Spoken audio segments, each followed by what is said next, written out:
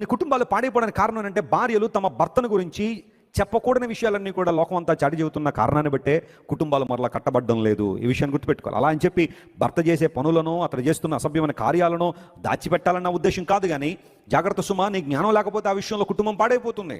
కొన్ని కుటుంబాలు అందరూ ఇలా ఉంటారంటలేదు, కానీ భార్య తన భర్త యొక్క బలహీనతలన్నీ కూడా తన ఇంటి వారికి చేరేస్తూ ఉంటుంది. తన తల్లిదండ్రులు కావచ్చు, లేదా తన తోబుట్టువులు కావచ్చు, లేదా తన ఫ్రెండ్స్ కావచ్చు, నా భర్త ఇలాంటోడండి, నా భర్త అలాంటోడండి, నా భర్త ఇలాంటోడని చెప్పి ఎవరెవరికో చెప్పడం వలన వారు వాటికి ఇంకొక మాట యాడ్ చేసి, వారు ఇంకొక మాట యాడ్ చేసి, ఆ మాటలని చివరోడు చెప్పేసరికి ఈ మొదటోడు ఏం చెప్పాడంటే వాడికి వీడికి అసలు సంబంధమే ఉండదన్నట్టుగా ఆ మాటలు ఉంటాయి. చాలాసార్లు అలాగే కుటుంబాలు పాడైపోతున్నాయి. నీ భర్త గురించిన విషయాలు థర్డ్ పర్సన్ దగ్గర నువ్వు మాట్లాడడానికి లేదు.